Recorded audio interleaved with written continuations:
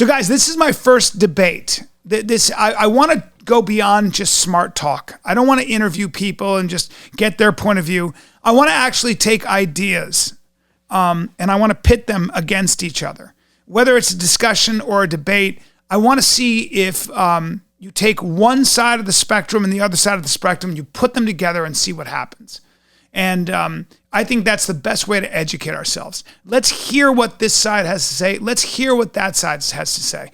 Is big tech biased? Do they have a left-wing bias? Let's get two people who have different points of view on that subject together. Those are the kind of debates I want to do. This is the first debate I started with. It's a heady debate.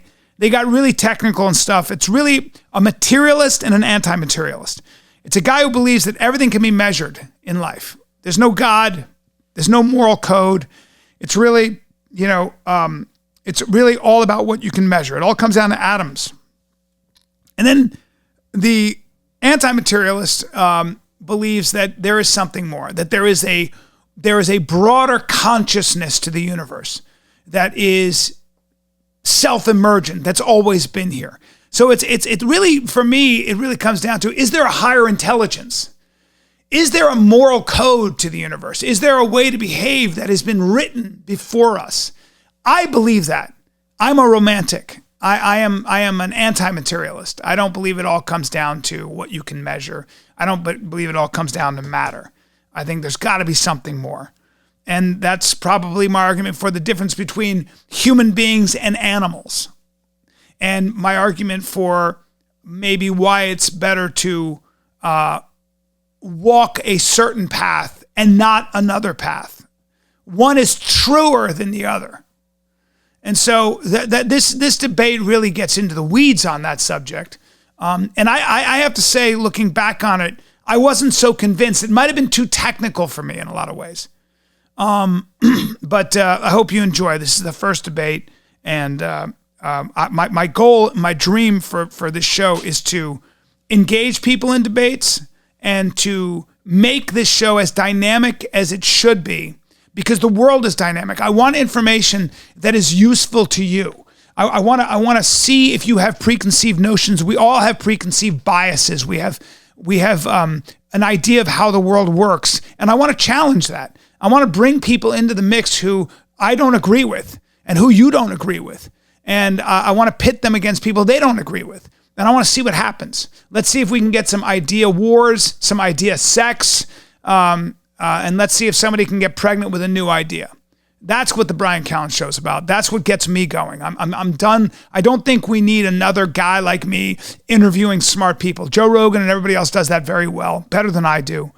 I want to create some dynamism here. So this is the first iteration of that. I'm excited.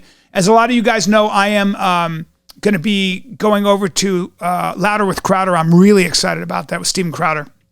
And the Bryan Callen show is going to live in whatever iteration it is. I'm working it out with Steven and his team.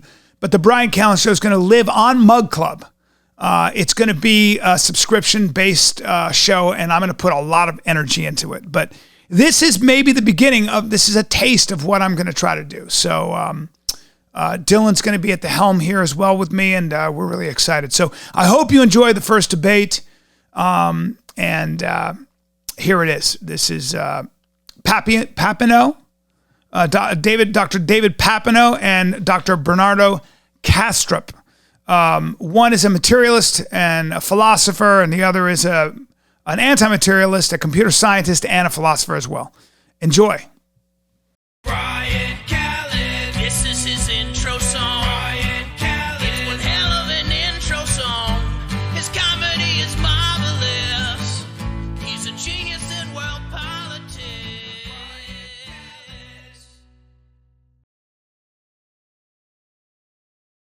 So this is the Bryan Callen show, and this is I am hosting our first discussion/debate. I wanted to pit different ideas together. I think so many podcasts have a bunch of smart talk, but I love taking two ideas or a body of ideas on either side and putting them together. So my guests today, let's start with Dr. David Papineau, who is a materialist.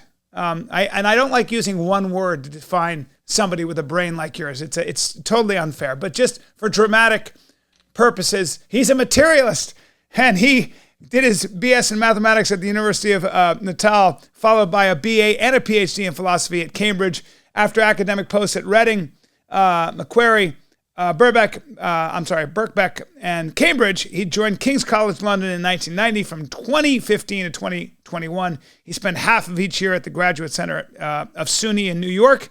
He was president of the Mind Association in 2009 and the Aristotelian Society in 2014. Dr. Papineau, welcome to the mother of all shows, where we solve everything. And then we've got Dr. Bernardo Kastrup. He is an anti-materialist, a romantic. Bernardo is the executive director of the Essentia Foundation. His work has been leading the modern renaissance of metaphysical idealism, the notion that reality is essentially mental. He has a PhD in philosophy, ontology, philosophy of mind, and another PhD in computer engineering, where he studied reconfigurable computing and artificial intelligence. As a scientist, Bernardo has worked for the European Organization for Nuclear Research, CERN, otherwise known as, and the Phillips Research Laboratories, where the Casimir effect of quantum field theory was discovered. Wow. Formulated in detail in many academic papers and books, his ideas have been featured on Scientific America, the Institute of Art and Ideas, and the blog of the American Philosophical Association, and Big Think, among others. Gentlemen, welcome. Welcome. I'm really excited about this, and I should start this debate by saying that the fix is in. I am a romantic. I'm probably an anti-materialist. I'm an actor. I'm a comic, and I believe in the world of wonder. And I guess whenever I talk to a materialist, like so many of my smart friends, I always leave with my arms dragging in front of me. I want romance, so I'm going to do my best to stay as neutral as I possibly can. I've listened to both of you. Yeah, go ahead. I want to this at this point. Why does romantic have to be an anti-materialist? I want to show you that there's as much romantic materialism as you could want. This is exactly where we can start. Take sides at this point. This is exactly where we could start. This is great. I mean, I wanted to almost start this discussion with, why is this question even important? And I'd like to see where we draw common ground and where we differ. And maybe we could start with that. I mean, I think the conversation always comes down to consciousness, doesn't it? And I think a good place to start is, maybe you both have a different definition of what consciousness is. Is that fair? Could I ask if we could start at a slightly different point and come to consciousness a second? Because when you said, what difference does this make? I mean, I'm going to want to say, well, probably it doesn't make much difference unless you're interested in the theoretical issues. But there's one place where it clearly makes a difference, which is materialism is inconsistent with orthodox religion. So it doesn't leave much room for a supernatural God, a kind of creator from outside the universe. But I'm slightly curious. I don't want to put Bernardo too much on the spot, but having looked at his stuff, I didn't discern that he wanted to defend that kind of omniscient creator. So maybe that's one difference that's not going to matter today. You can put me on the spot as many times as you please. It's not a problem at all. I say this with sincerity. I am a naturalist in the sense that I think nature unfolds spontaneously as per its own built-in templates. In other words, nature does what it does because it is what it is, and it's not anything else, so it can't do anything other than what it does.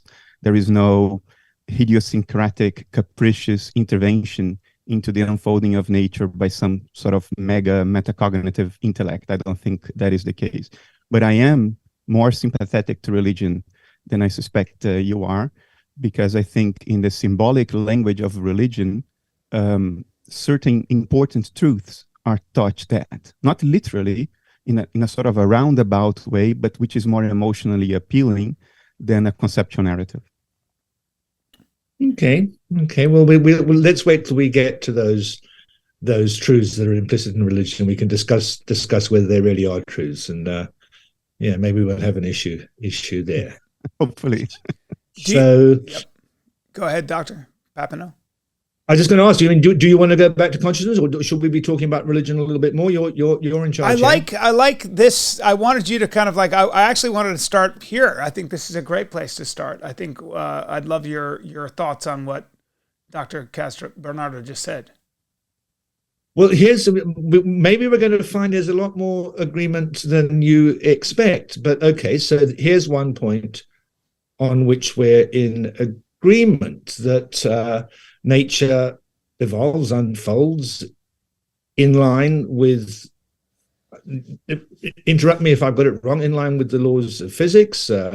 Everything that happens is a consequence of what was there before, in line with the laws of physics, which rules out not only a capricious God from outside the physical world, but also a capricious mind from outside the physical world. It doesn't leave any room for some kind of Cartesian, detached mind that intervenes in the physical world and fiddles around with how the atoms are moving around. No room for that.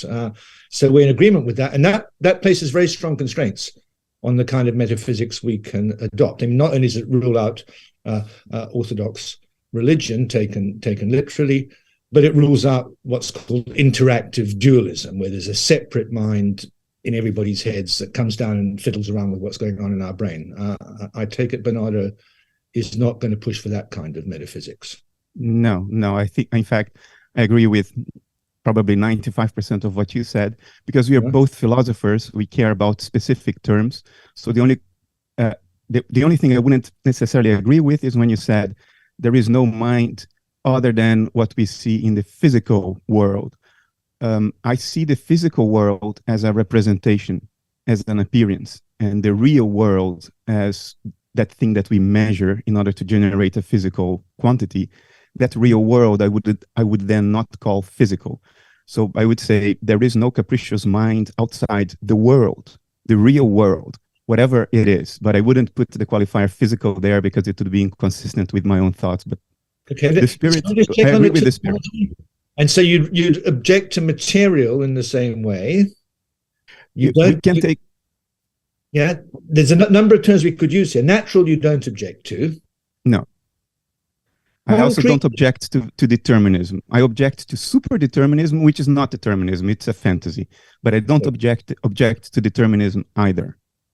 Good. So, and I'm just terminology. The concrete world is something that philosophers use quite often, normally to contrast the concrete world with the abstract world of numbers and sets and.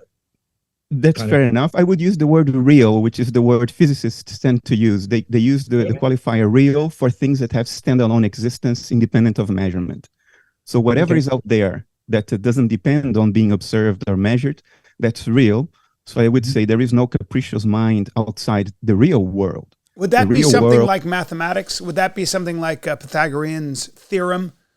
No matter whether or not the material world or we are measuring it, a squared plus b squared equals c squared. That's a truth that exists regardless of whether even the universe exists. Is that what you're talking about as an example? Yeah.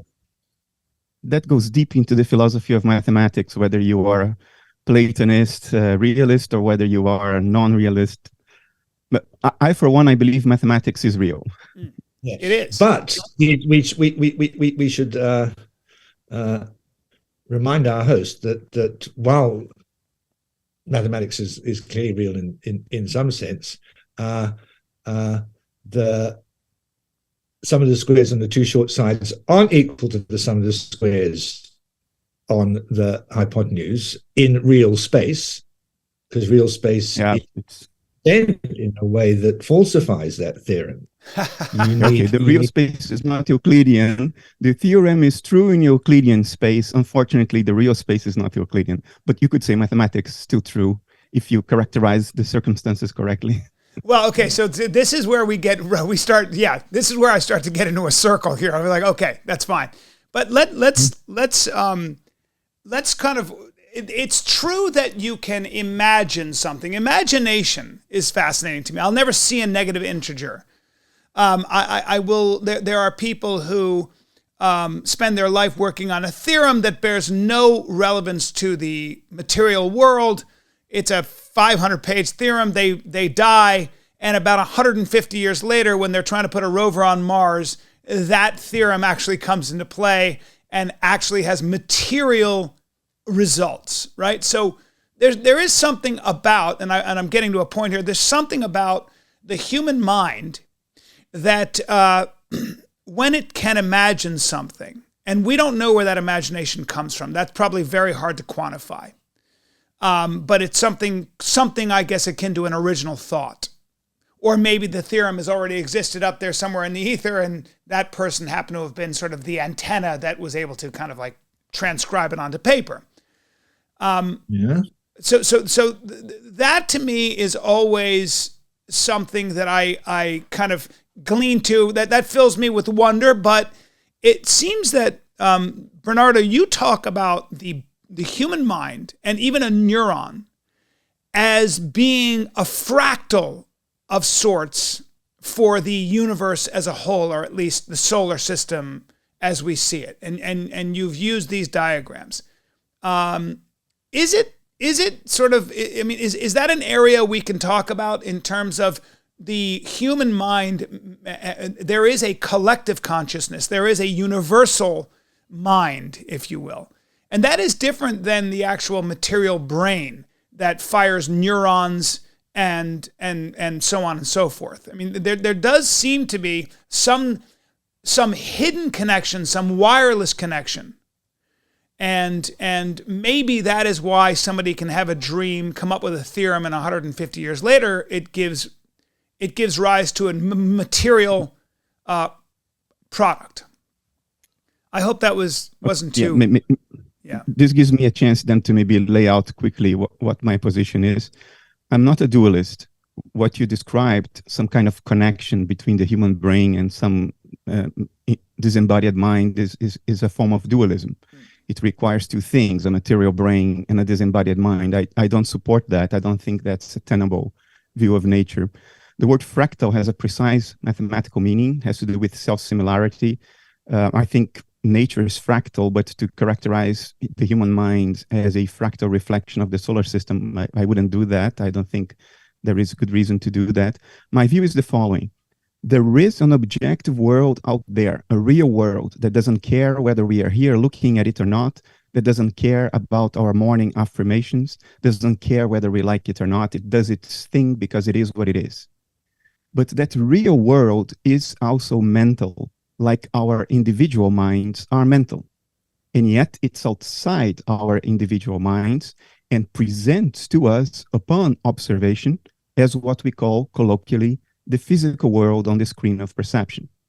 And matter in that sense, all matter is always an extrinsic appearance, an external representation of mental processes. In the case of our individual mental processes, that matter looks like a brain with brain activity, a metabolizing brain. In the case of the universe at large, in other words, non-individuated minds or a non-individuated field of subjectivity, those mental processes in mind at large, if you want to call it that way, present themselves to us as galaxies and galaxy clusters and quasars and black holes and volcanoes and hurricanes, moons and planets and stars, all that stuff. So matter is always an extrinsic appearance of a mental process, but there are mental processes out there beyond our individual minds. Just like my thoughts are mental, but they are beyond your individual mind. You cannot control my thoughts by merely wishing them to be different, and my thoughts would still be here. Even if you were not here looking at me, from your perspective, my thoughts are objective, but essentially my thoughts are subjective. So I think nature is its own subjectivity, presenting itself to us as what we call colloquially the physical world. I want to come in here because I'm not sure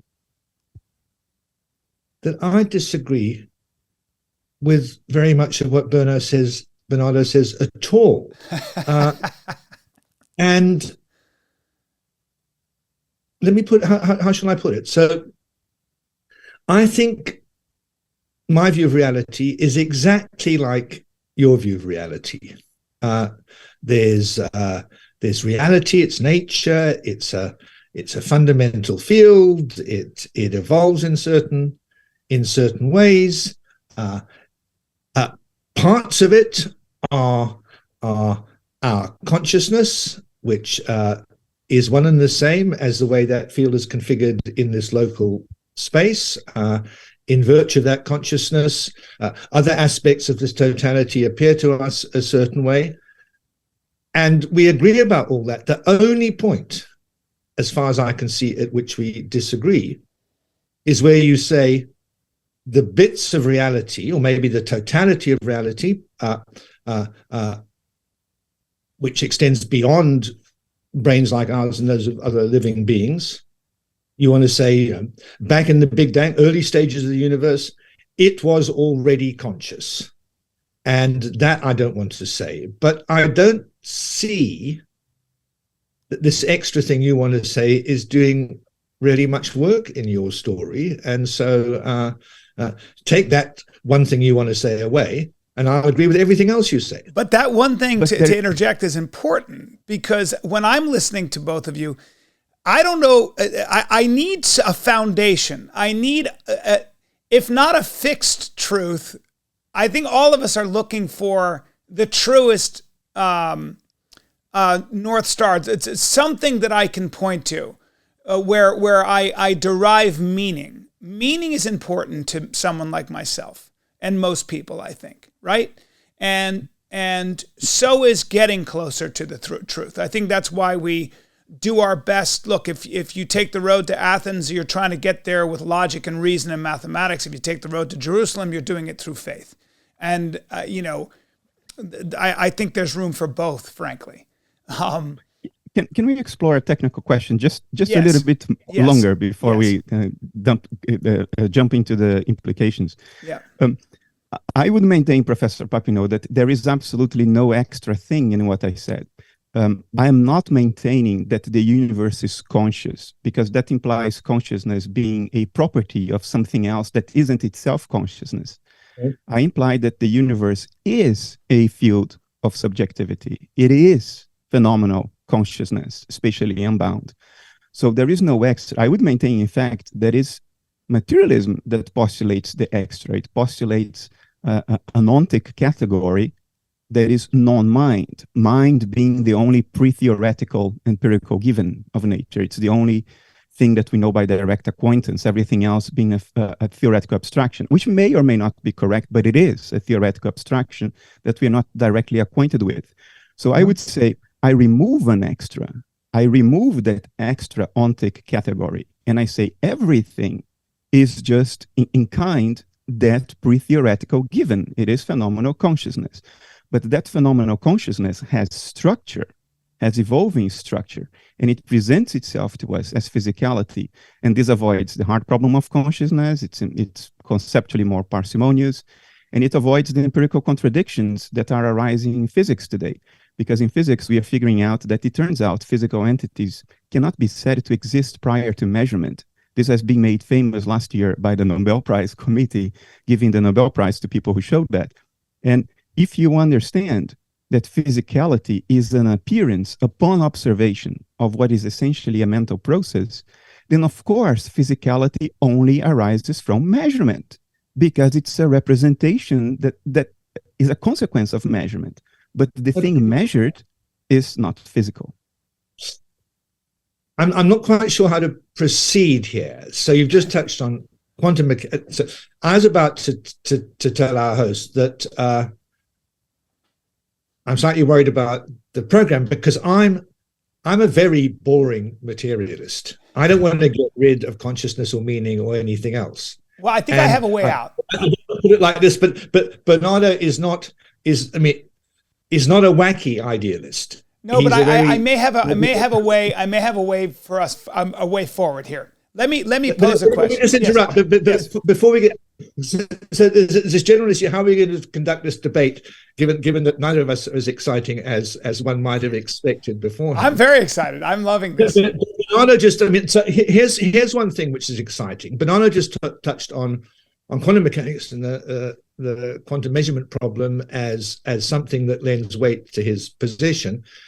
And on that, I do have a weird and wonderful view. I'm a many worlds theorist. I'm a multiverse person. If you saw the movie Everything All at Once, is that what it's called? I just recently saw it, which I rather loved because I thought it made a very good job of conveying the weirdness of the quantum multiverse and what difference it might make to the way we think about ourselves. So that's something we could talk about. Well, we could talk about that. I'd love to. But I wonder if we could, just for the listeners who are not as heady about this, because we can get into the weeds here. You guys have thought about these things very deeply. But let me ask, and maybe it's not a great segue, but I think it might be. Let's take a machine. Let's take a computer. And I would say to you both, is it possible, say we were able to reverse engineer the brain, Dr. Papineau, and as we learn more about the brain, we know that the brain has neurons that fire and we have all these things in our brain. And if we were to take the physical structure of the brain and we were able to reverse engineer it and put it into a computer, would the computer have consciousness? And that's the question I would pose. Is it possible to give a robot, a computer, consciousness? Are human beings simply very complicated machines, maybe not running on binary, zeros and ones, but maybe on some other number, some other theorem? Is this thing here? You're asking the wrong question. Remember, Bernardo thinks that your table is part of a conscious entity. So, I mean, he doesn't have the status very conscious very high. The question you want to be asking would the machine have consciousness like us? I mean, I think that's the question. Yes. With the table conversation, I need mushrooms. But let's see. I think that might be an interesting question, right? Is it possible, Dr. Papineau, to give I ask both of you, can a machine achieve consciousness? Can you see that happening? Absolutely. Before I answer that, please, everybody start calling me David. All this doctor, professor, this is completely necessary. I'll call you David. Yeah, David I also don't like that. David and Roberto. Okay, I love it. So,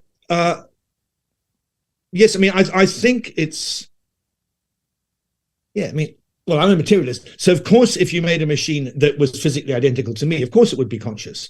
But I don't think we even have to go there. I think machines that are very different from us are quite capable of being conscious. And I'm kind of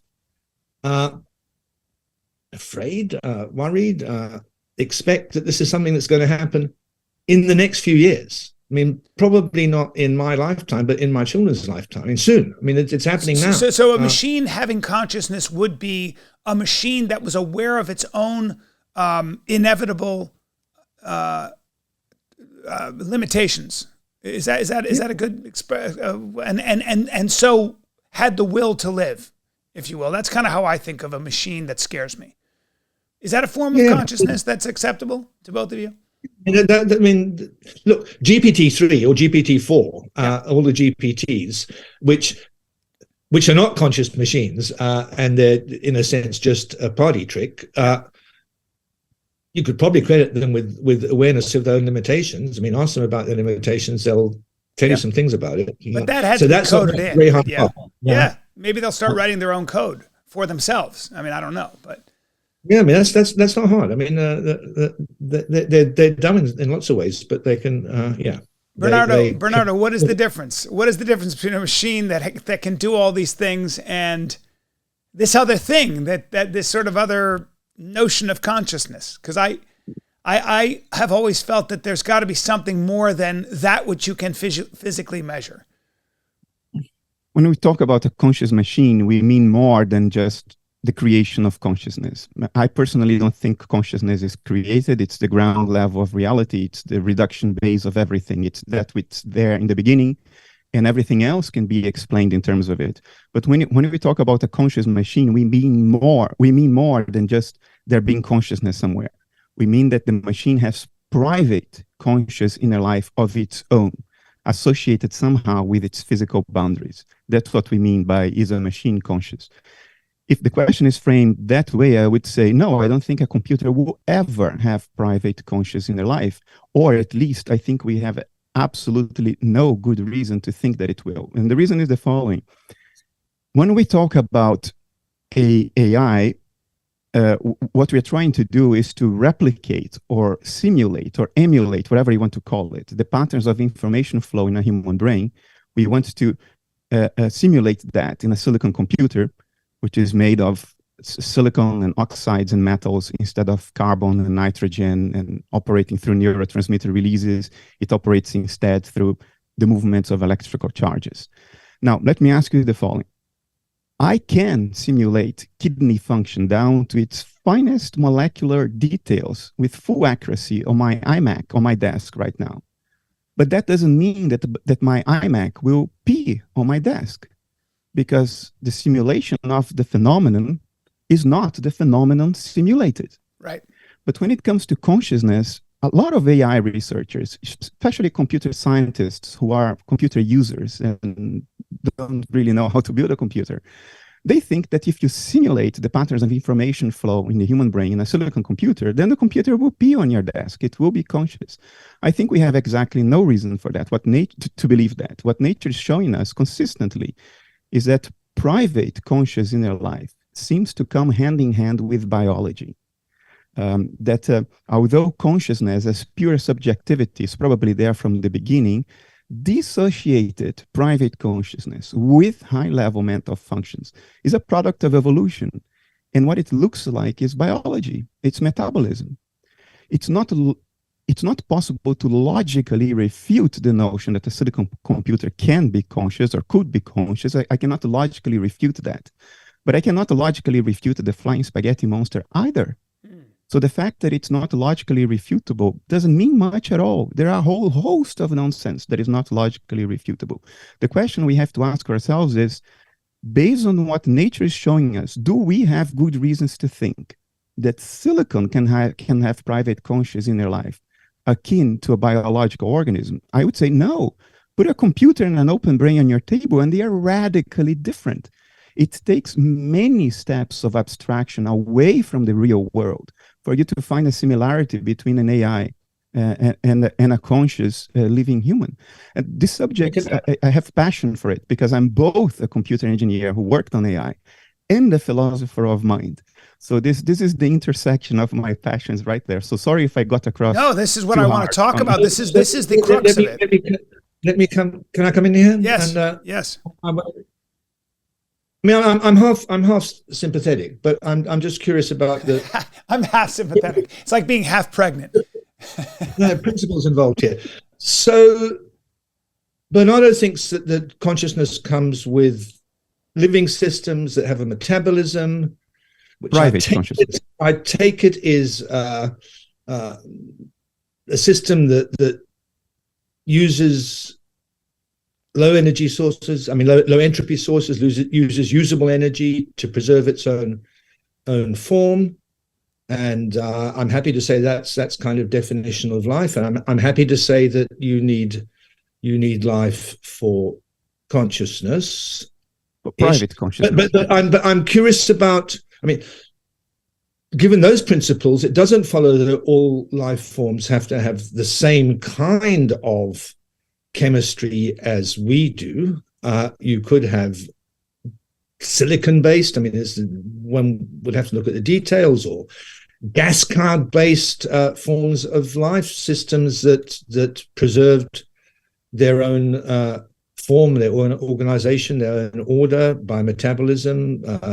You bring up a good point, David, because I was going to ask you, Bernardo, is the delineation of materials a material science issue? When you talk about biology, David says, I think if I get you right, David, you're saying essentially that if we have a breakthrough in material sciences, let's say, to the degree that it can mimic our biology, then can a machine have consciousness? Yeah. But I don't think that's what I was going to ask you, Bernardo. What is the delineation? It's got to be more than just biology. It's got to be more than just material sciences, because then we're back into the same problem, aren't we?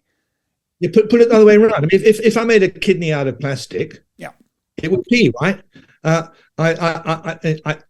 wouldn't be simulating on a computer, but I'd have a non biological kidney. I mean, a non-human biology kidney. And so I'm just curious about exactly how much you aim to rule out by your argument appealing to life and not just simulation. This podcast is brought to you, as usual, by Ketone IQ. Ketone IQ is really something you can take a shot of Ketone IQ. If you got to work out, if you want extra energy, if you want your body to run on ketones as opposed to glucose, it's a way of putting your body into that state almost immediately. And the reason that I am a big believer in Ketone IQ is, first of all, it tastes terrible. And I think that's always a ringing endorsement. They didn't take any time to make it taste great. It tastes like it works. That's when you know you're onto something. And the second reason you know you're onto something is Ketone IQ was developed by DARPA, which is the, I guess, research division of the Department of Defense. They've got all the money. And the third reason I believe in it is, I've tried it, I take it, and it really does work. And I think it goes way beyond, psychological, because they have done enough studies to the point where the U.S. Special Forces just signed a contract with them. They're using it. I think it's the Green Berets. And, an organization called the Tour de France. 60% of the athletes are on Ketone IQ. So if you know anything about bike racing, it is the most grueling race in the world, and every little detail helps. So if those athletes are using Ketone IQ, I think it's good enough for me. So that's a long way of saying Ketone IQ is a good thing to get into your daily life if you're a physical person. If you have brain fog, body fog, you want to be fueled by ketones. So Ketone IQ, go to hvmn.com. That's HV human. I think it's human via modern nutrition. It's health via modern nutrition. Health via modern nutrition. We always say human. God damn it. It's hvm.com. Use promo code Bryan, Bryan at checkout, save 20%. And there you go. This is Brain Fuel, clean energy boost without sugar or caffeine. Rock and roll. Take a shot whenever you want to re-energize. Boom. So I see biology not as what creates consciousness itself, because I think consciousness is primary, but I see biology as what private, dissociated, individuated consciousness looks like. So what nature is showing us is, if we want private consciousness in their life, you should look for things that look like biology, because those are the only instances we know are correlated with private consciousness in their life. That an AI made of silicon might behave like a human, which is what people appeal to. Look, ChatGPT talks like a human, therefore it should be conscious like a human. That argument, to use a metaphor and appeal to the audience and not be too technical, if you apply that argument to shop window mannequins, you would have to think that shop window mannequins are conscious, because there is a sense in which they look like humans. But why do they look like humans? Because they evolved spontaneously in nature to look like humans? No, they look like humans because they were made to imitate humans. Of course. But it doesn't follow from that silicon machine, a more advanced version of ChatGPT, might not just be displaying behavior that makes us think that they're conscious, but really inside be working in such a way that makes them conscious. Now, I mean, I don't think we're disagreeing much. I mean, a system like that would be rather like a living system. I don't think it would be conscious unless it had aims, interests, goals. It was trying to figure out ways of achieving them. Maybe I don't want to fight too much about this. Maybe the goals have to be to do with its own self-preservation. But I don't think we're that far off. having silicon-based systems that are just like this. And this issue is going to become a very serious issue very quickly, because in reality, we're going to run into a place that's in between what Bernardo's saying and what I'm saying. Right. They're going to be some machines that we get emotionally engaged with, and we're going to start treating them as beings that deserve some kind of moral respect, standing. How should we treat them? Can we turn them off? Should we take their interests into account, and so on? And at that point, there will be a very serious question about whether we're falling into the shop mannequin fallacy and seeing something which is just a party trick as mistakenly seeing it as conscious, or whether it really is got enough sophistication inside it to merit being treated as conscious. And it's going to be a very hard thing for us to decide. That's an interesting concept. I'm trying to think of, with my child, for example. My child has a rich emotional life, and he gets hurt, and he has, expectations, and he has an innocent view of the world. And so all you want is that child to smile and be happy. But maybe because of how vulnerable that creature is, how unique to me so there's this, maybe it's a bad example, but let's forget all that for a second. Maybe so, but there still seems to be, the divide here seems to be that Bernardo is saying that consciousness exists essentially over here, or it is there, and our biology, we have evolved into this biology, but consciousness was there first. So there is a dualism. There does seem to be a separation, doesn't there? That's where I'm kind of having trouble. No. Okay. No, consciousness is the ground level. Biology is what a particular configuration of consciousness, a dissociative one that leads to private conscious inner life, I got it, looks like. So we have to be consistent with analytic idealism. We have to stop looking at physical things as something that is fundamentally separate from mental things. Physical things are appearances of mental things. Therefore, when biology arises, what it means is that a new configuration of this underlying field of subjectivity in nature has a reason in nature as a product of evolution by natural selection. In other words, physicality is appearance or representation. The thing in itself, the real stuff, is mental stuff. And that mental stuff is flexible enough to take on many different configurations or patterns of excitation, each one with a different appearance. And that's why the universe is so dynamic and rich. Wow. So, Bryan, I'd quite like to, if you can give us 5 minutes. Yes. To debate among ourselves about our metaphysical differences. And maybe this will bring into focus exactly how Bernardo's position. The floor, you have more than 5 minutes. The floor is yours. Okay, let's do it like this. So I think everything is physical. I think there's nothing that's not physical. I think that when physical stuff gets into certain arrangements, as it has in my brain, then I'm conscious. There's something that it's like for me to be a brain like I have. I think that. Okay.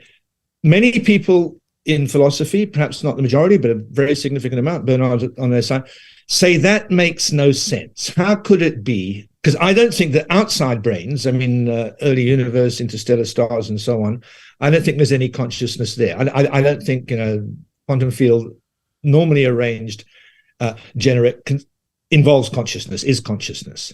And they say, how can something that's not conscious suddenly turn into consciousness, generate consciousness? And there's a big problem there, they say. I say, look, it's not such a problem. That's just how it is.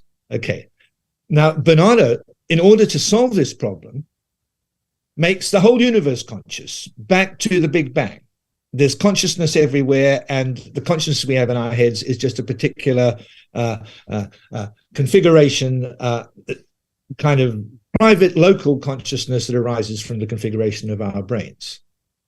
And now I want to say to him, Okay, so the kind of consciousness you had in the background, before life evolved and got fancy, that's clearly different from the kind of consciousness I had. I mean, the fundamental particles in the early universe weren't seeing things as red and square and as Bernardo's face and so on. So we have a different kind of consciousness when we're conscious. And now I can say to him, isn't there a big puzzle about how this different kind of consciousness arises when we have reality arranged as it is in our brains, when it wasn't there elsewhere, which seems to me just the same problem as you're accusing me of. So I don't see why your position is any better than mine.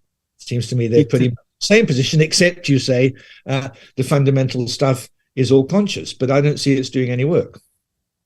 There is no ontological difference in kind or essence between the consciousness at the early stages of the universe and the consciousness that is correlated with us as individuals. What is different is the configuration or the contents of consciousness. And one way to think of it is to borrow from quantum field theory, which would tell you that individual events, particles and particle interactions, all the way up to galaxy clusters, they are just different patterns of excitation of an underlying quantum field.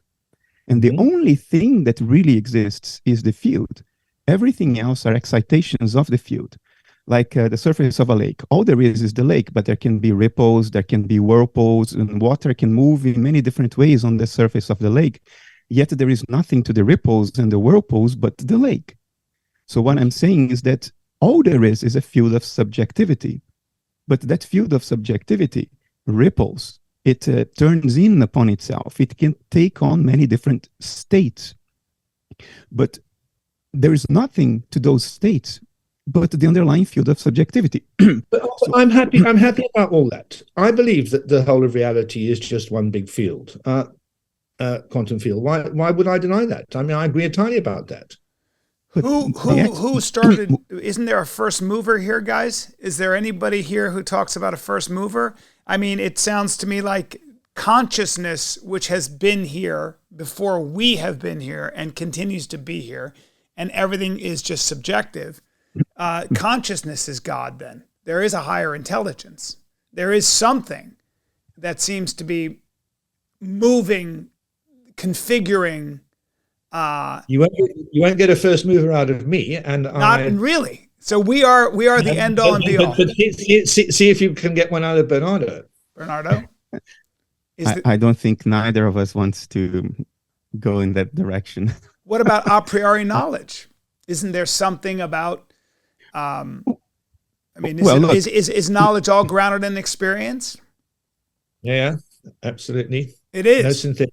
There's nothing else other than knowledge. How could such a thing be possible without a God? I'm going to try to give you an answer, but that's because I'm a romantic. But Bernardo, your thoughts on that? No first mover? Isn't consciousness the first mover? Whatever theory of reality you have, you cannot keep on explaining one thing in terms of another forever. In other words, you cannot keep on reducing. At some point, you reach ground level, and you have to say, at this level, reality just is.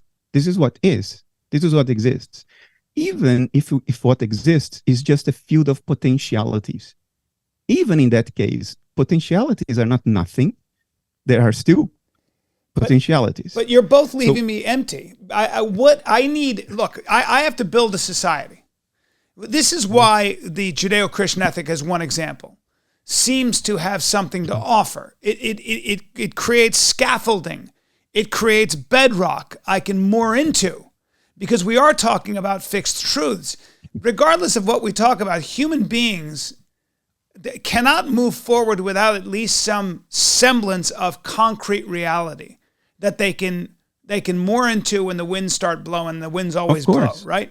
And so that is reality, right? I mean, look at the what I think is fascinating is just take let's take all men are created equal. Now, that's something that's predicated. That's what our country is predicated on, the United States. You can't prove that mathematically. You could disprove it.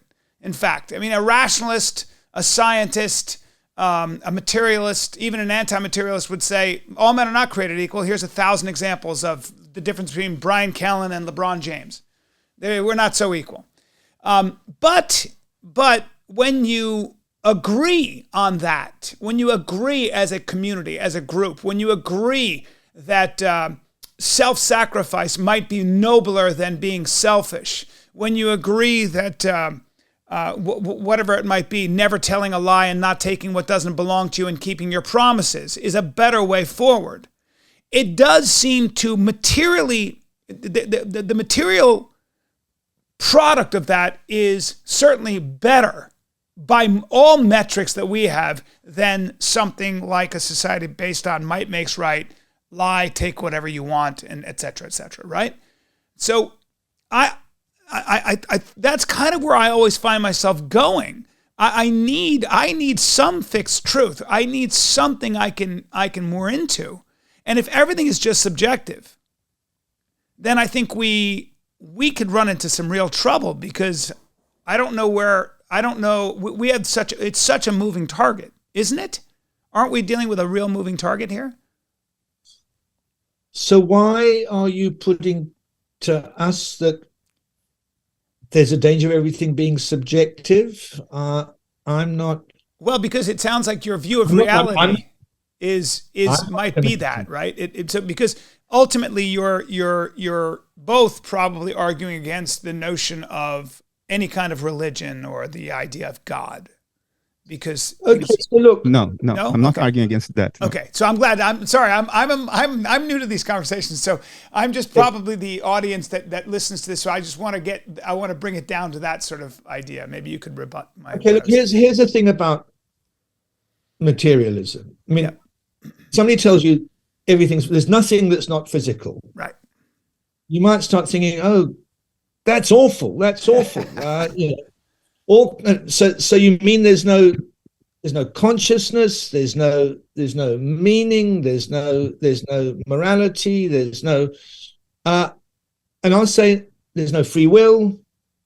I'll say no. I think all those things are still there. I think they're part of the material world, and in fact, you'll find that an awful lot of philosophy over the last 100 years or so has been trying to show how those things are still there in the material world.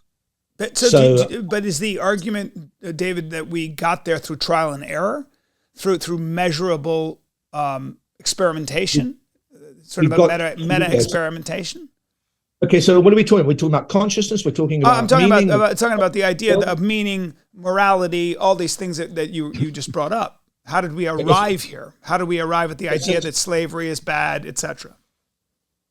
So morality maybe is there are all these M's, right? There's mind, there's meaning, there's mathematics, there's free will. That's not an M, and morality. And most materialists are trying to find space for all those things in the material world.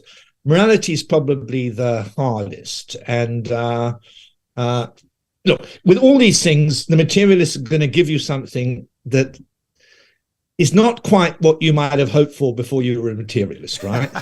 So free will isn't like somehow you're outside nature, you spontaneously decide something, you come and influence nature. So that you're part of nature, but you're part of nature in such a way that what you do and think makes a difference to what happens later, and you're responsible for it, and so on. So it's not kind of libertarian free will. It's not kind of, but as Dennett puts it, it's all the free will worth wanting. Now, with morality, I mean, you might say that materialists are saying there's no free will, there's only free will, the kind of watered down version, and that's then just becomes terminological. But materialists will want to say, no, all the free will you could want, you'll still get. Morality is kind of interesting. If you say to me, a materialist, come on, I want you to show me some truth that says you're forced to behave well, that there's some kind of higher rule that's making you behave well, I'll say there's no such thing. There's no such thing. I'll say the idea that there's such a higher authority telling me how to behave is a very bad idea. I'm against morality so understood. Really? But But do I think that slavery is wrong? That kindness is good? That fairness is good? That we ought to be moved by those things? Of course, I think that. Of course, I think that. How would you arrive at that? See, we Well, hang on. well, we arrive. I'm just pointing to those things as valuable things. Yeah. Most humans recognize them to be valuable. They're moved by them. But they didn't come from materialists. I don't think there's anything beyond that. If you tell me, oh, there's some higher authority that's telling us that we have to, that somehow the psychopath, the shit who violates and doesn't respect those things, is somehow violating some higher law, I say there's no such higher law. In fact, I think it's a bad idea to go around saying there's such a higher law. But what I always come back to is how it's not readily apparent that we would arrive at things like kindness is good, slavery is bad, moral. Well, I don't think we would arrive at that through materialistic means. I would like to. Well, we're going to be in terrible trouble if you want to be careful what you argue for. Yeah. We're in terrible. It sounded like you were saying without religion, people are going to behave badly. Unless there's some higher authority telling us what to do and we believe in such a higher authority, we're going to behave badly. Well, I don't have such a dismal view of human beings. And in fact, I think having such a view is a bad thing. It leads to, look, imagine we have a dispute about property, two nations, two disputing parties, and one says, so look, you shouldn't do that because it's going to make all those people unhappy, that it's not fair to them, it's cruel, and the other person listens and says, and they're not moved, and they've put counter reasons involving things like it's going to cause pain, it's going to mean people can't live in their traditional lands and so on. All those first order facts, you put them on the table, right? And then one side starts saying, no, you shouldn't do that.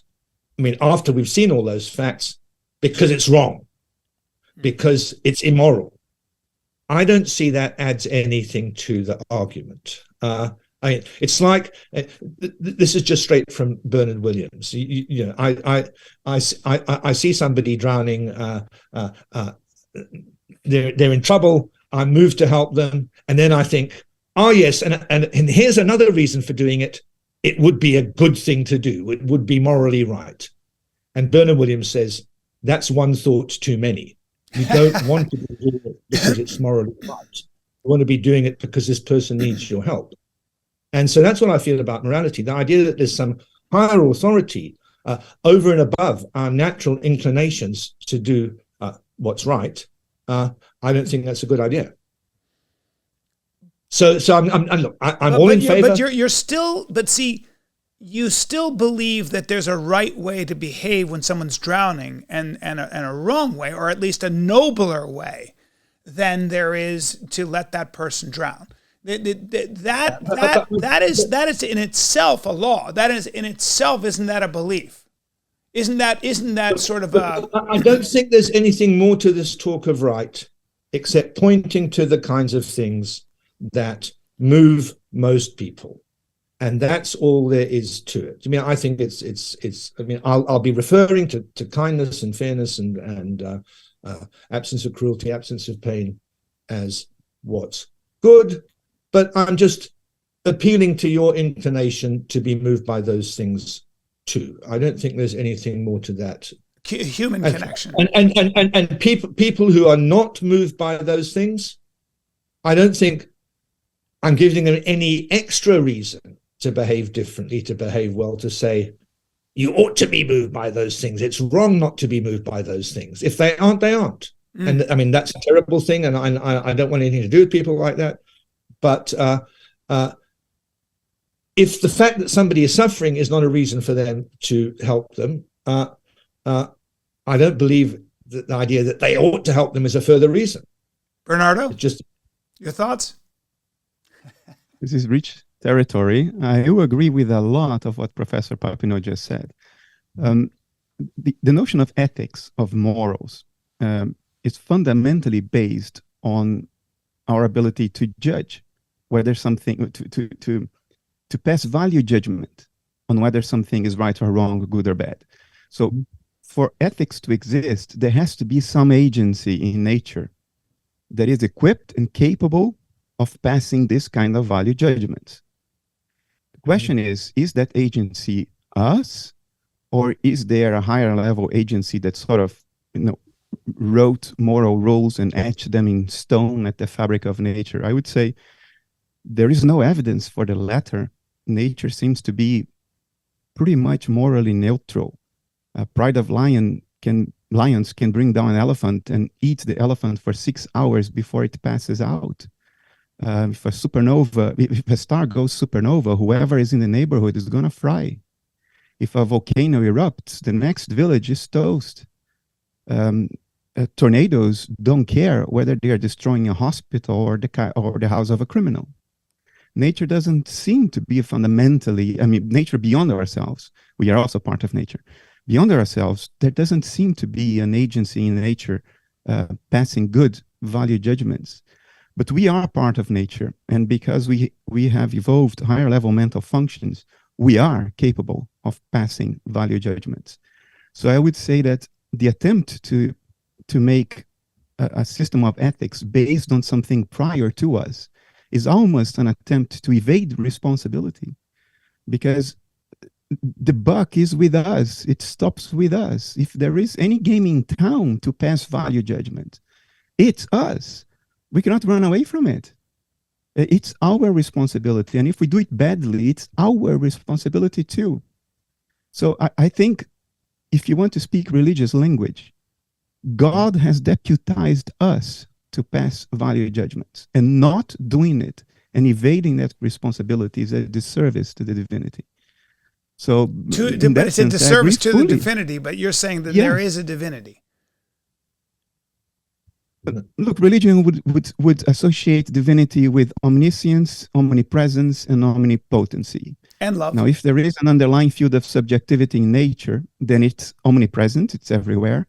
It's omniscient in the sense that it senses whatever is going on in nature because it's a field of subjectivity. And it's omnipotent, not in an arbitrary libertarian way, but it's omnipotent in the sense that anything that happens in nature is the outcome of a causal chain in this field of subjectivity. Anything that happens by virtue of it. So it is omnipotent. Now, if you want to call that God, I'm perfectly fine with it. I think it's fair. But that does not imply that there is a self-reflective being with higher level mental functions that did not evolve in a planetary ecosystem, sitting in some sense outside nature and arbitrarily interfering into nature in a capricious way. That makes sense. And which has already wrote the commandments in tablets. Well, I don't. I hear you on that. But so let me see if you would both agree with this then.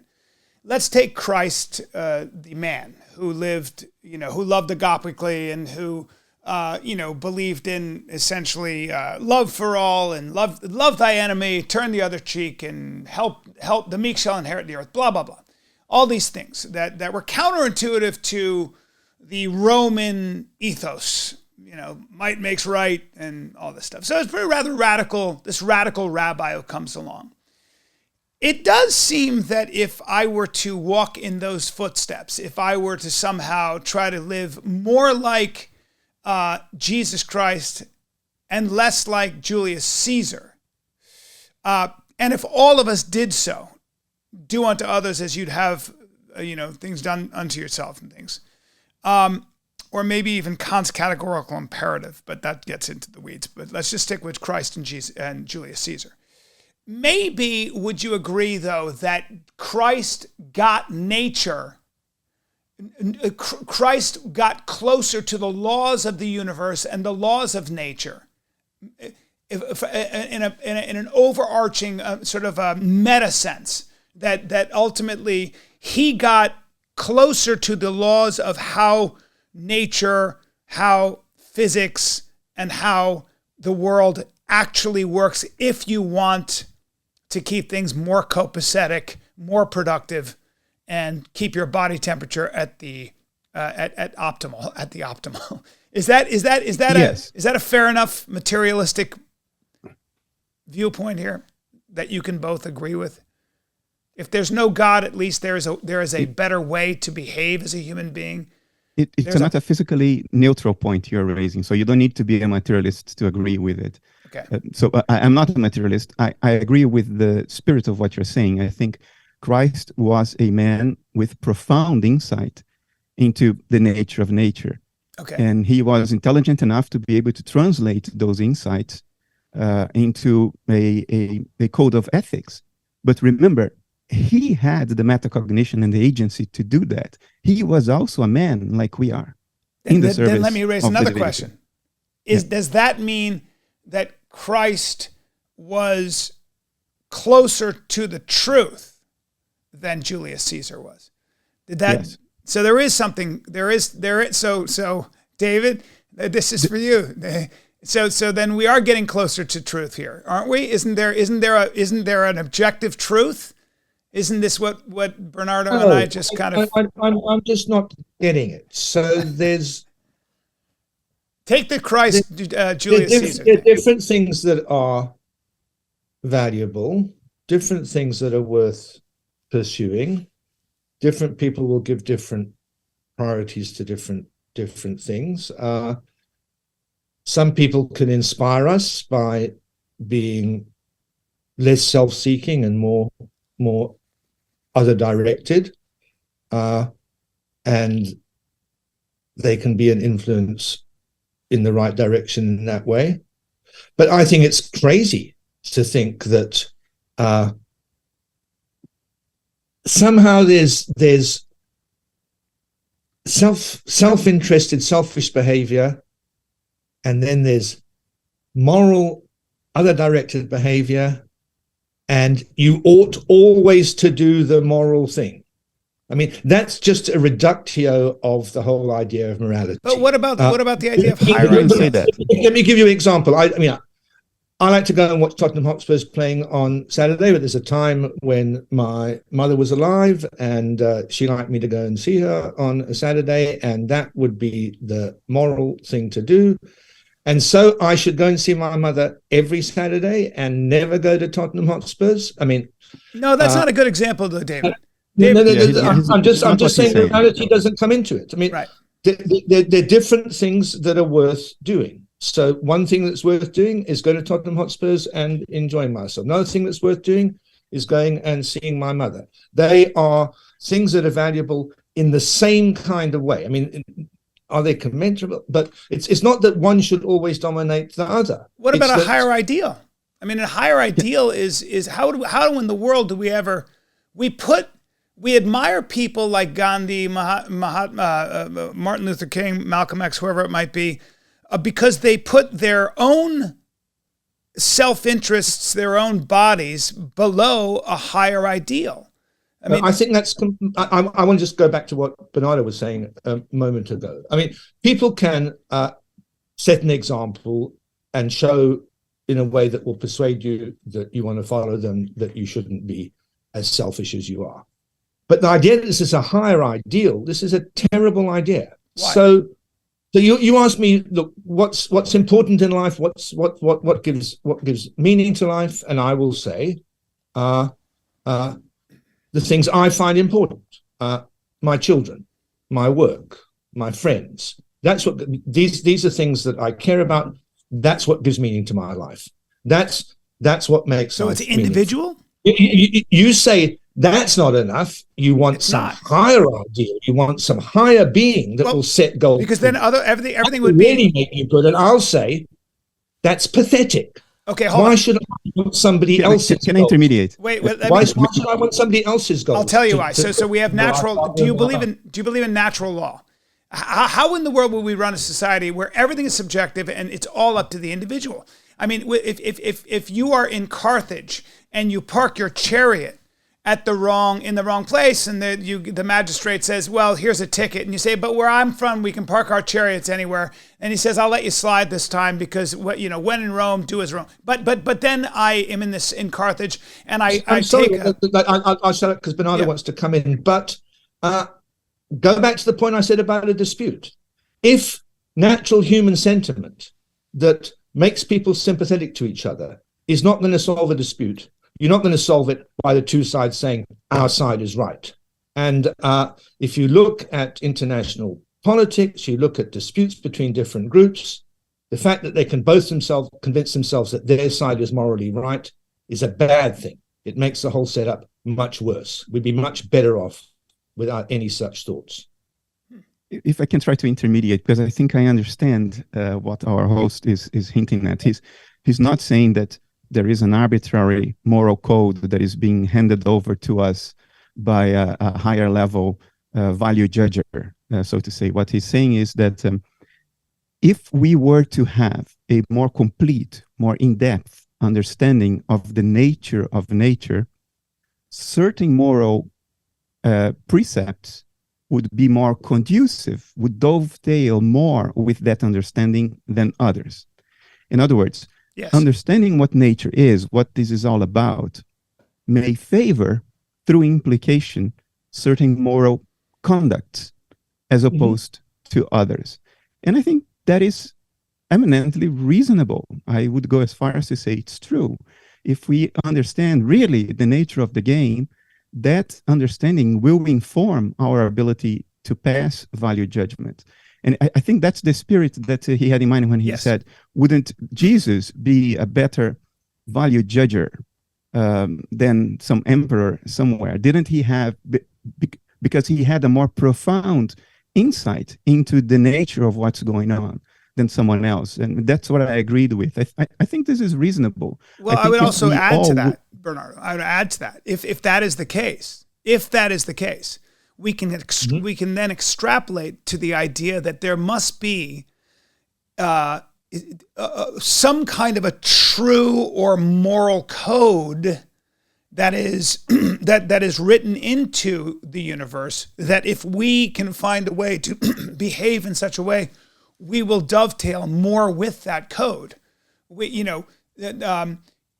can grate against that code and things won't work out, or we can try to dovetail into that code, and things will be better for us and better for the world, right? Yes. More food, more water, more brotherhood, more productivity, more artistic expression. Human beings will be able to realize their potential. And there is a way to live where that is not the case. So societies typically, as another example, when you run a society where the man with the biggest club rules everything, those societies are not very stable. They're not stable with chimpanzees and not stable with human beings. They somehow tend to leave nothing but a pile of ash. See Stalin's Russia, see Hitler's Germany, et cetera, et cetera. So maybe is that a fair thing to say, that there might be? Yes, but now because I'm talking to you now I'll give you the other side of the coin. I defended you earlier, so now the other side of the coin.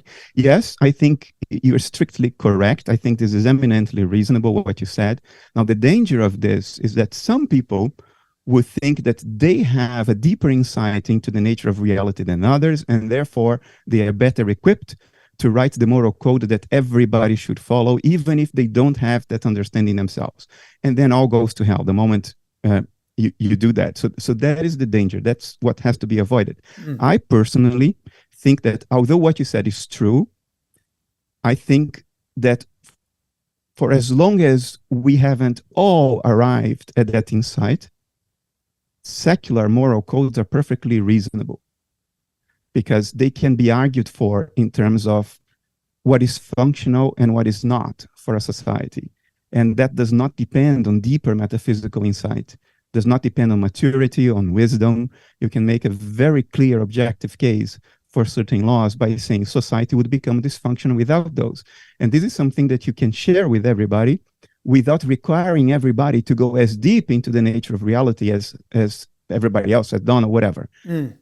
So I think for the time being, secular morals are perfectly useful, perfectly fine, and conducive to progress and happiness. David, thoughts? I agree.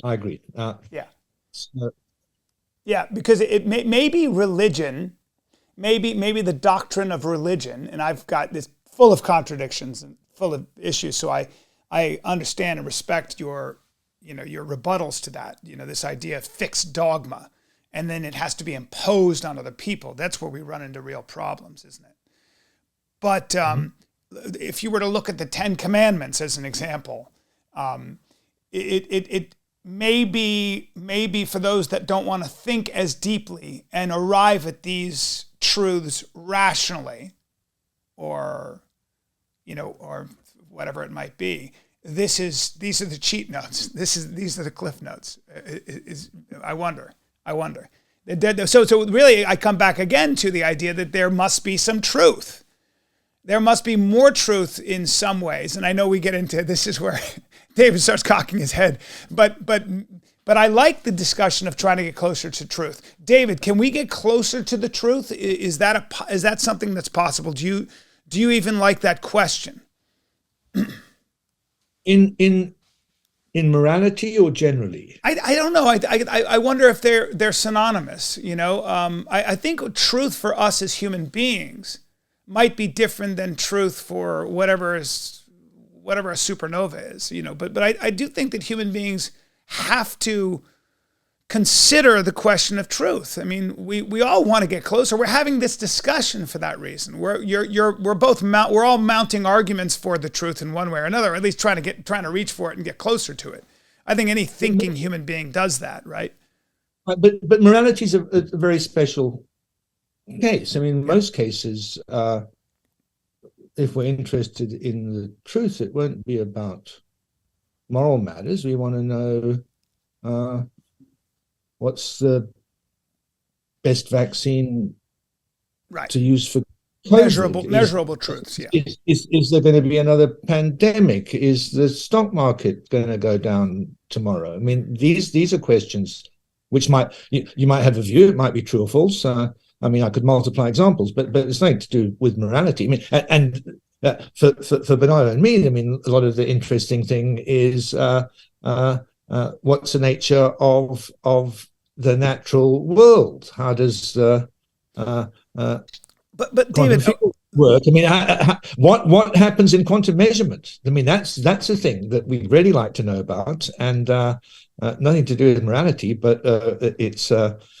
There are lots of different theories, and one of them is true, and very interesting question. But let's get into art for a second. If you listen to the Moonlight Sonata, it moves you. A fool can tell the difference. There's something about the beautiful music when a genius like Mozart or Beethoven does something. Or, for example, you go and see a play like The Crucible, whether you've seen it or not, or you see a movie or a play like The Man for All Seasons. And it's about somebody at the end of the play who says, I'm willing to die for the truth. I'm willing to die for what I believe is right. And all of us, no matter what our religion, what our culture, all of us are brought to our knees. We go and see the Sistine Chapel. And I suppose a chemist might look at me and say, well, that's actually not yellow. Your brain and eye is playing tricks on you because we have a limited visual apparatus. So that's not really the Sistine Chapel. It's probably a lot of different colors. I don't care. There is a truth that all of us recognize that kind of stops us in our tracks when we go, look at what human beings are capable of under favorable circumstances. We are more than smart apes. There is something about human beings that inspires us to do that, to write the Aeschylus and Euripides and all the great writers and Shakespeare and the Sistine Chapel and all these things that we stay alive for. There are things we are willing to stay alive for, and there are things, in fact, if you want to get really dramatic, that we're willing to die for, right? That, to me, is where I go. Again, I'm being romantic. I'm sorry, but that's where I live. And I don't want you to take that. Romantic, but you're not putting any propositions in front of me where you want to say they're true, and I mean, I hear what you're saying, but I'm not getting anything to disagree with there. Okay, good. But so what is that? What am I reacting to? Isn't beauty a worthwhile pursuit, and isn't beauty its own truth? And isn't beauty something higher than base vulgarity?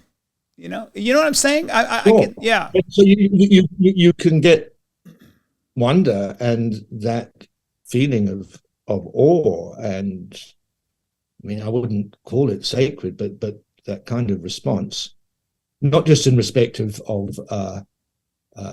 art or human moral excellence. I mean, I get it thinking about much of the natural world. Sure. When I think about the amazing biochemistry that's going on in my body every second, and now we can see wonderful animated films of how it works. I'm completely flabbergasted. I'm bowled over. I mean, that's inspiring too. I mean, I'm not saying the things you're talking about aren't inspiring, but there's a lot to be inspired by. Yeah, you can get that sense of awe and wonder in many places. Right, but I guess though maybe I'm going beyond the fact that that's just neurons firing. I guess there's something. I guess I keep coming back to the idea that for me, David, I can't let go of the fact that there feels like something out there is higher than there's something higher. There's something bigger. It doesn't just start and end with us. But now I want to go back to the thing that Bernardo said first. Why is your own aims and aspirations and nature not enough for you? Why do you want to belittle yourself?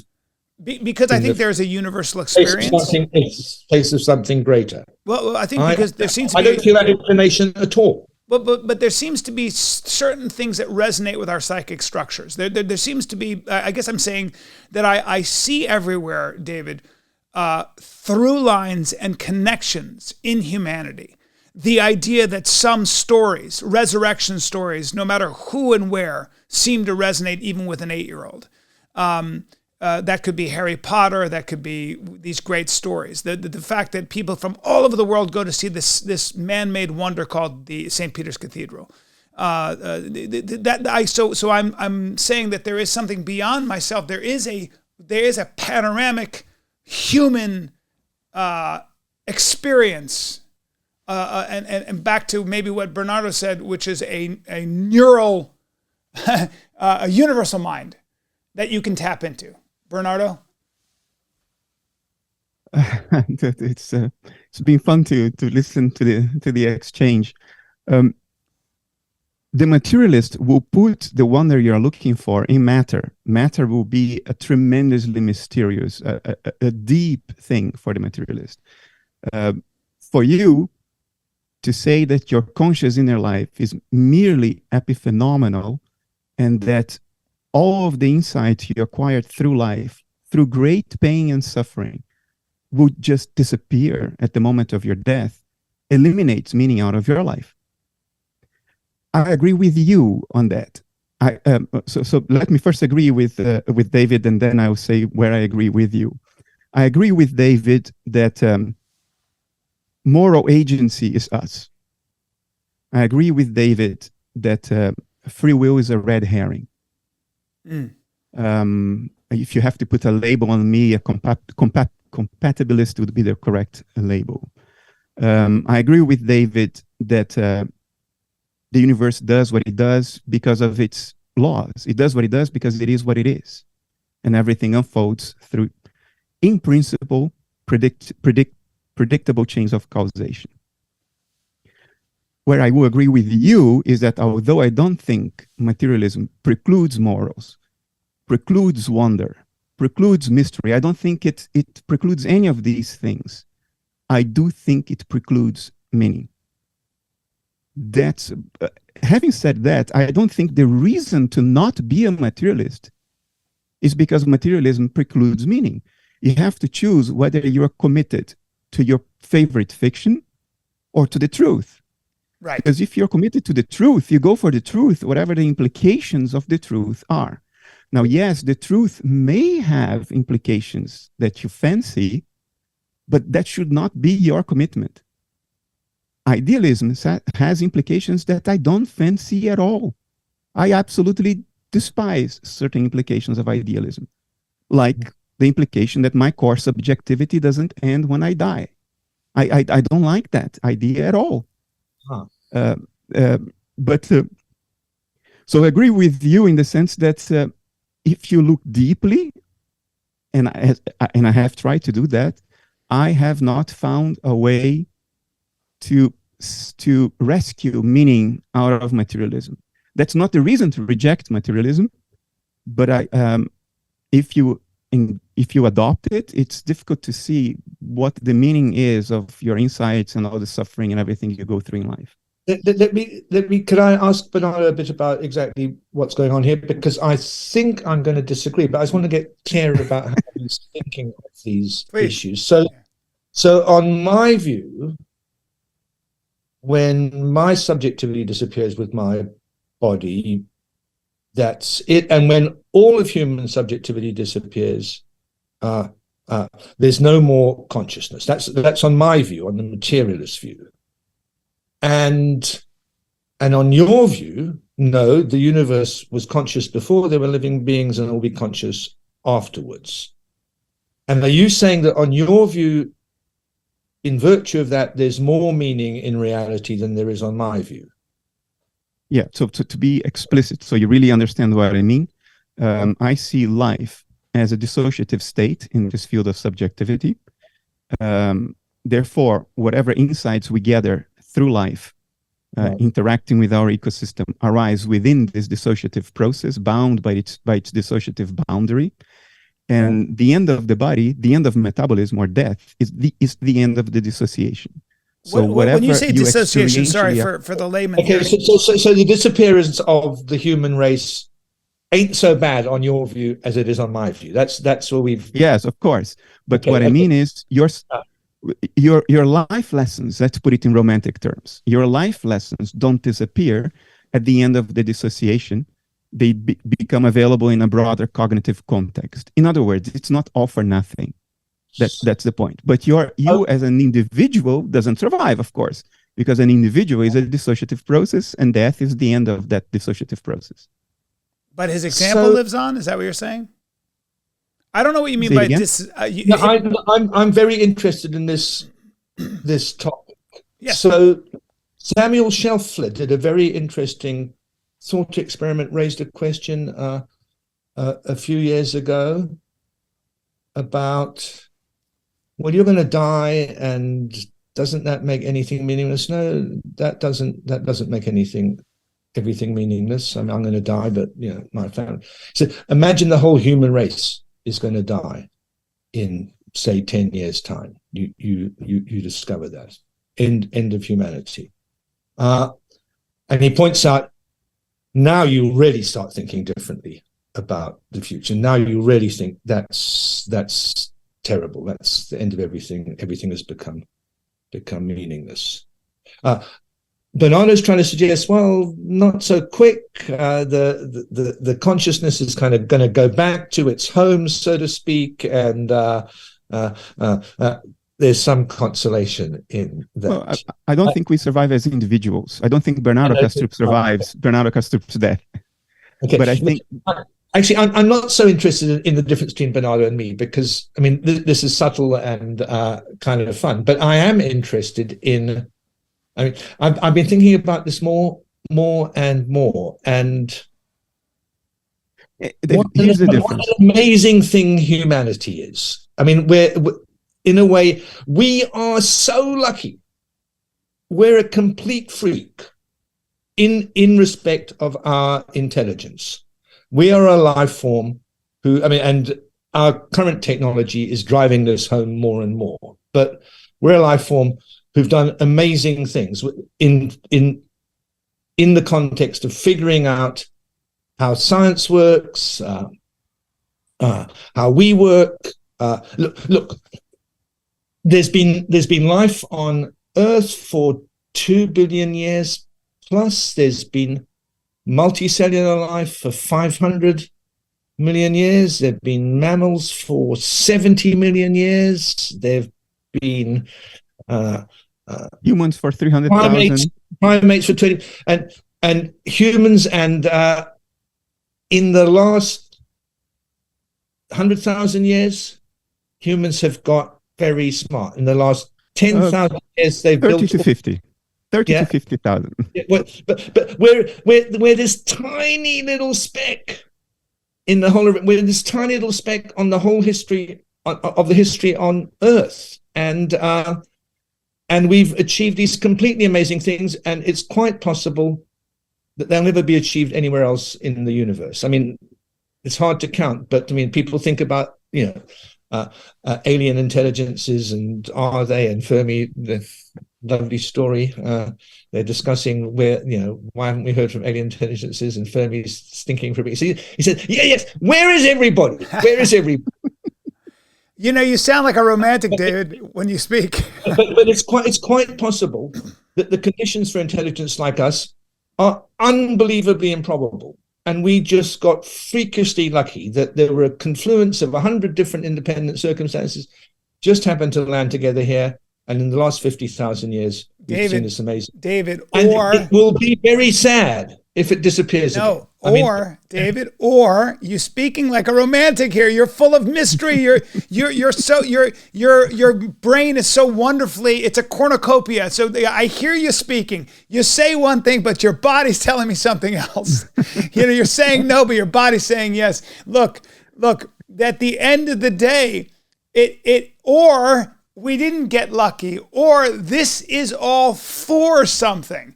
Or this mystery that seems to drive you every day and has your whole life. My God, you study philosophy. You're always thinking. You're bowled over by the intricate processes of the body, of the physical body. You're driven by mystery. You want to learn more. You want to know more, and all of us do. So that sentiment, that drive is not materialist. That's your imagination, my friend. Your imagination wakes you up in the morning. So you're telling me I see an anti-materialist. I see a romantic. I'm enforcing it on you. What you think. What's that? Since Copernicus, when we thought the Earth was the center of the universe, very easy to think that we're all special and we are put here for a purpose. But the facts showed us that we're not at the center of the universe. We're one little planet round a little star. But that's hold on. Among billions of other stars. Yes, but and so the mystery continues. But I mean, and we are going to discover more. I'm sure that evolution, I think, of course, is true. But we may find that it is within a larger context of a different reality, and so it goes. But I'm always go and see the movie. Go and see the movie. I mean, they say quite rightly that with Copernicus, we discovered that we were just one planet among billions of planets in a great big universe. And now we've discovered that we're just one universe among billions of universes. No, we speculated. We speculated. Every second. It's all right. We didn't discover zero empirical evidence for that. But okay. Bernardo, let's talk behind. Overwhelming empirical evidence. Every interference experiment is evidence for evolution. No, that's circular reasoning. Every planet movement is evidence that the flying spaghetti monster moves the planets around the sun with its noodly appendages. That's circular reasoning too. You have to have... Bernardo, let's talk behind David's back. I agree, but as you well know, Bernardo, and we have very low prize for the Everettian universe, but we have very low prize for any solution to the quantum measurement problem. It's perfectly clear that any solution is going to be completely crazy. Well, there's an endless number of facts. The thing is, there's an endless number of facts, right? And we can keep talking about that, but I think the first mover is curiosity in some ways. I mean, I think that somehow there's something about this human being that wants to go beyond self-perfection. Self-perfection, as you get older, you realize, I mean, I suppose I could get all the money and all the power. I could be very strong. I could be really good at this. There's something about us that drives us beyond that, because we realize we're doomed in that sense if we try only, if the only thing worth worshiping is ourselves, our biology, our own limitations. And David, you may say that you're a materialist, but I see a guy who's just endlessly fascinated with what's yet to come. And I think you're the same way, Bernard. No, I am. And but I don't think what's peculiar about humans is that they're curious. Many animals are curious. Most animals are curious. You put a rat or a dog in a new place, it will rush around sniffing. I disagree. Animals are programmed. What's special about us? I'll tell you what. Potential. No. Potential. Yeah. What's special about us is we go way beyond what we think our limitations. I mean, we push way beyond our biology. Look, what's special about us, a dog and a cat, a chimpanzee, they're chimpanzees and they've never changed. They seem to be programmed. I can predict their behavior, and they don't really ever do much other than they might pick up a stick sometimes and go, oh, they used a tool. Human beings are endless. Curious they are. They just don't know what to do with their curiosity. They can't get anywhere. But we seem to have what I think is limitless potential. We really do. And to the point where we're going to be able to control our own evolution with CRISPR-Cas9 and things. And we are going to be able to go beyond even the ideas of what we think are possible and real. We continue to do that. You get into the fields of theoretical mathematics and now with quantum physics, it turns reality on its, upside down. And then we're like, oh, now what do we do? But that to me is the fundamental difference. And that to me seems to be a product of consciousness. And that's why I just keep thinking to myself, this can't just be some experiment. This has got to be, we are somehow moving closer, for example, to understanding what it's like to be someone else. I may be able to tap into your brain eventually and see what it's like to understand and feel and be the way you are. And I always come back to the idea that we seem to be, our understanding is nudging us closer together. We are getting closer to something. I don't know what that something is. I really don't know what awake means, and I don't know if we are going to be awake someday, but I do think we are moving in a direction. And maybe that's the best example and my only argument for the idea of God, higher intelligence. That would be my final thought for what it's worth. But please, this has been so fun for me. I don't want to take too much of your time, and we can keep going. But Bernardo, give me your final thoughts. David, give me your final thoughts on this, and let's go from here. I'm less inclined at seeing ourselves as too distinct from the rest of the animal kingdom than you seem to be. That we change ourselves, I think that's empirically questionable. Look at us in Europe. We are waging war again less than 100 years after we did it last time, and we thought we shall never do this again because we learned, we changed, we evolved. Oh no, here we are again, World War I tactics. But I will give you one thing that you probably make too much of. But I will give you one mystery in our evolution. And I recommend a book by Ian Tattersall called The Masters of the Planet. He's the curator of the Hall of Human History in the New York Museum. I forgot. Anyway, read his book, Masters of the Planet. And what he elaborates on there is the following. Genetically, anatomically, we have been like we are today for at least 200,000 years. Whatever mutations had to play a role in our capabilities today, our ability to think symbolically, to metacognize, to self-reflect, it was genetically already built in 200,000 years ago. And yet it went unexpressed until at least 50,000 years, until at most 50,000 years ago, maybe only 30,000. So our extraordinary ability to think symbolically, to use language, to replace elements of reality with concepts and markings and symbols, which is allowed for this cooperation with strangers that Yuval Harari talked about in Sapiens, our ability to cooperate based on shared fictions, which are symbolic constructs. That capability was there genetically for at least 150,000 years before it was actually used. In other words, the most spectacular jump, the most spectacular mutation in the history of life on this planet was affixed in our genome without being used, without being conducive to any fitness purpose, because it was not used after it was affixed. for the longest of times, until for some reason, one of us discovered that it had this ability. And a few thousand years later, civilization, space travel, internet.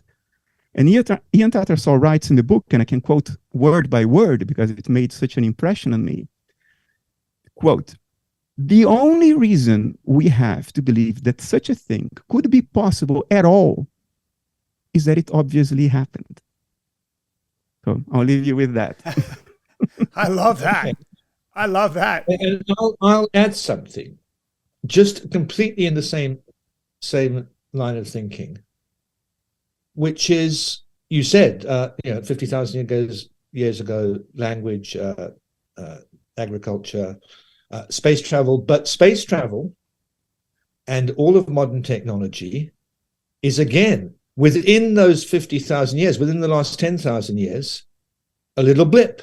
Yep. The last 400 years in Western Europe, for some reason, we got modern science. We got people who somehow had the conviction that they could find out the microscopic nature of tables by doing experiments, and humans hadn't thought that before. Other cultures, very literate, very numerate, nothing like that happened. Again, if you ask me, a chapter of accidents, mathematics, engineering, Platonism, rise of the bourgeoisie, all came together, made this. We're just lucky. And we got 400 years. We've got computers, air travel, iPhones, GPT. A roll of the dice. A roll of the dice, okay. David. And just going back to Bryan's last thought. Look, I agree that a precondition of that was consciousness. Humans are smart in ways that require consciousness, and all these things that we're talking about depend on that.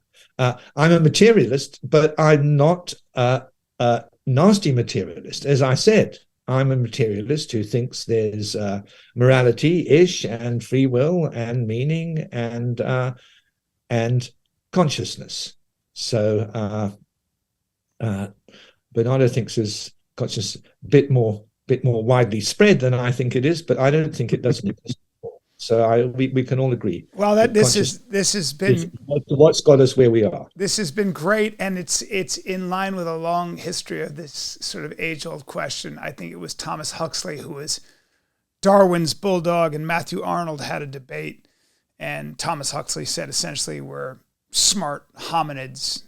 We came from the trees with pointy ears and long tails, and somehow, have arrived here, and what's worth studying, of course, is we got lucky. We got lucky. And Matthew Arnold said, it may be true that we started as sort of protozoa and became apes and then became this thing called a human being. But there was something about that human being that inspired it to Greek.